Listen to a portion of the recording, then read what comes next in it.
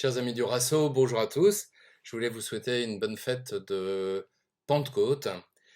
50 jours après Pâques, le temps pascal se termine par la célébration de cette fête de Pentecôte, jour de la fête juive de Pentecôte.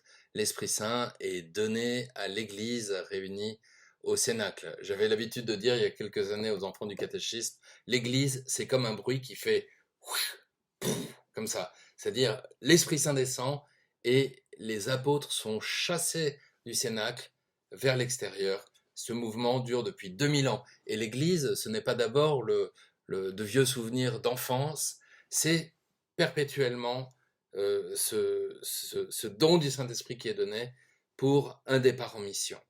Donc c'est un peuple vraiment tourné vers l'avenir. Je n'ai aucun doute sur la qualité catéchétique des membres du Rasso, évidemment, mais toutefois, il me semble important, en ce temps de Pentecôte, de pouvoir refaire avec vous un petit tour d'horizon des 7 dons du Saint-Esprit. On sait qu'ils nous sont donnés le jour de la confirmation, et d'ailleurs, petite parenthèse, si des membres du Rasso ne sont pas encore confirmés, n'hésitez pas à pousser la porte de votre paroisse. Je pense que vous serez bien accueillis pour vous préparer à ce magnifique sacrement de confirmation. Fin de parenthèse. Pour ceux qui sont déjà confirmés, ils font l'expérience eh bien, que ce n'est pas toujours facile. C'est pour ça que le sacrement de confirmation est donné sous manifesté par l'huile du Saint-Crème. Une huile, euh, ben voilà, c'est donné le jour de la confirmation, mais ça met aussi du temps à pénétrer. C'est-à-dire, on n'a jamais cessé d'accueillir cette imprégnation du Saint-Esprit pour porter la bonne odeur de Jésus-Christ, comme dit l'Écriture, puisque le Saint-Crème est une huile très parfumée. Et, petite parenthèse, on a le droit aux parenthèses? Oui. Bon, alors, petite parenthèse, chaque diocèse a son parfum propre de Saint-Crème qui est réalisé en général par ou des parfumeurs ou des religieuses, voilà, qui le fabriquent avec un parfum particulier pour chacun. J'aime bien cette idée d'ailleurs de dire bah, chacun porte l'odeur d'une église particulière. Bon, fin de parenthèse. Alors, les dons du Saint-Esprit qu'on reçoit à la confirmation, il nous faut toute la vie pour continuer à nous en imprégner. Donc, je vais commencer par les dons en allant du plus terrestre au plus céleste, si je puis dire, en commençant par le don de crainte. Alors, le don de crainte n'a pas un nom extrêmement sexy. Pour nous, aujourd'hui, ce nom est synonyme de peur ou d'effroi. Mais dans la Bible, il désigne plutôt le respect, l'adoration du croyant devant l'infinie grandeur de Dieu. L'Esprit Saint, par le don de crainte, nous délivre de toute angoisse et nous apporte la paix, en même temps qu'il nous inspire une profonde aversion du péché. Il nous enracine dans l'humilité. Tu es homme, tu es femme. On est tout petit et on s'en rend compte par ce don. Et en même temps, cette petitesse n'est pas écrasée par la puissance d'un Dieu omnipotent et qui voudrait nous écraser. Nous sommes tout à fait à l'aise devant Dieu étant petits. Et je crois que c'est quelque chose qu'il ne faut pas oublier. Nous ne sommes pas à égalité avec Dieu. Il vient et c'est une condescendance de sa grâce de s'abaisser jusqu'à nous. Ça ne change rien au fait que nous soyons petits, mais nous n'avons rien à craindre de ce Dieu. Le don de crainte, ensuite le don de piété filiale, alors qui est vraiment dans le développement du don de crainte. Euh, Dieu a envoyé dans nos cœurs l'esprit de son Fils qui crie Abba, Père. L'Esprit Saint met dans nos cœurs la tendresse de Jésus pour le Père, ce qui nous permet d'avoir une authentique relation filiale avec lui, quel que soit notre vécu familial et l'image qu'on a pu avoir du Père dans notre propre Père. Ce devoir de piété filiale, eh ben, il s'étend aussi à l'Église. On doit avoir une piété filiale envers l'Église, euh, envers la Sainte Vierge aussi. Nous sommes les enfants de Marie, nous sommes les enfants de l'Église. Le don de force, Alors il n'est pas réservé aux martyrs, c'est lui qui nous permet de persévérer aussi dans les petites choses du quotidien. Le jour où on doit vraiment rendre compte de l'espérance de notre foi, mais aussi dans les petites choses du quotidien.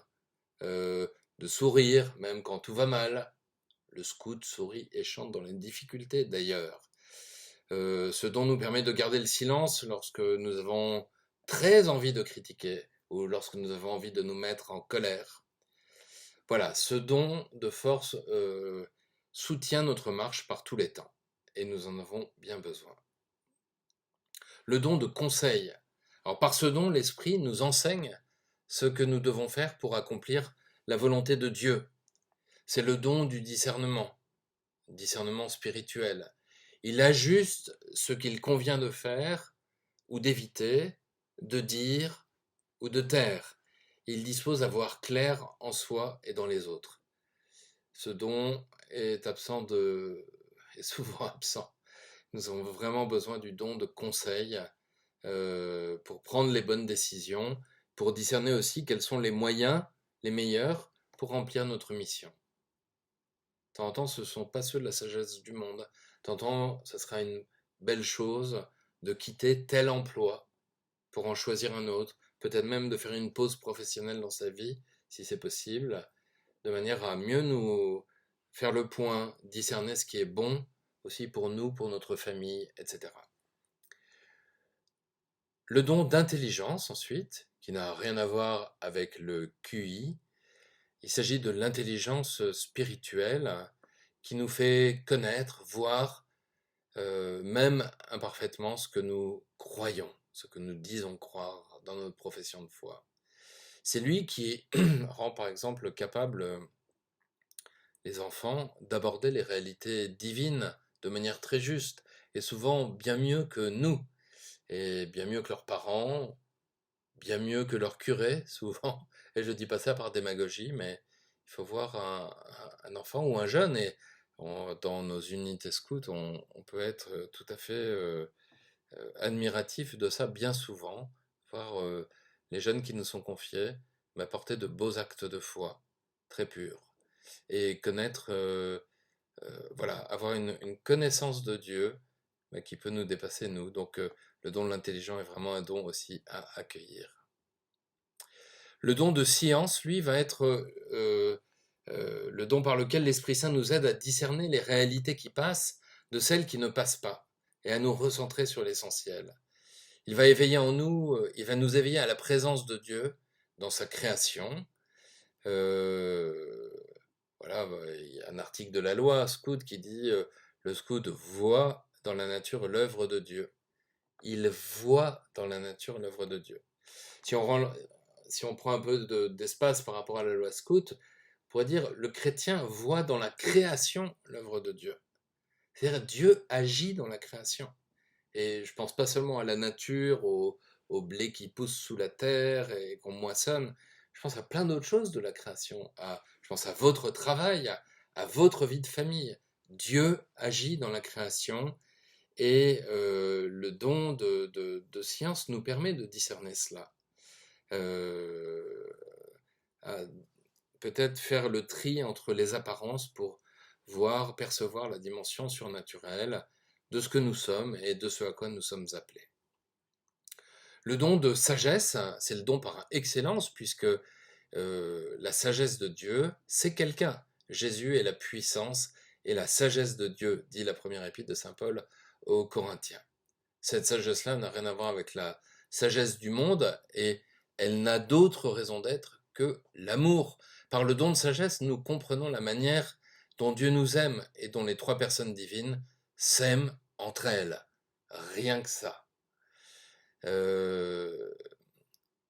Sagesse sapientia, ça a un tronc commun avec goûter, sapere en latin, qui veut dire goûter. Par le don de sagesse, nous pouvons goûter Dieu. Et ça, c'est quelque chose de magnifique, de pouvoir, c'est surtout par la prière qu'on peut mettre en œuvre ce don, si je puis dire, de goûter quelque chose de l'intimité divine. Voilà ce qui nous est donné, et ce n'est pas rien. Voilà, un petit tour des 7 dons du Saint-Esprit, un peu rapide. J'aimerais, avant qu'on se quitte, terminer juste par la prière de la lecture de la séquence de la Pentecôte. La séquence, c'est le chant qui est pris juste avant l'évangile de la Pentecôte. Et c'est une très très ancienne prière. Et puisque vous êtes sympa, je vous la dis en français. Mais c'est un très beau texte latin. Viens, Esprit Saint, et envoie du haut du ciel un rayon de ta lumière.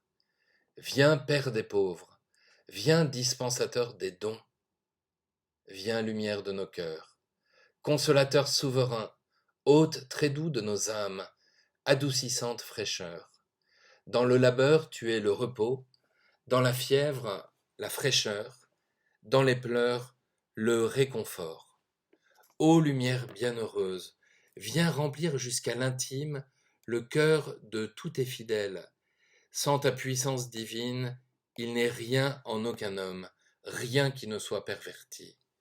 Lave ce qui est souillé, baigne ce qui est aride, guéris ce qui est blessé, assouplis ce qui est raide, réchauffe ce qui est froid, rends droit ce qui est faussé.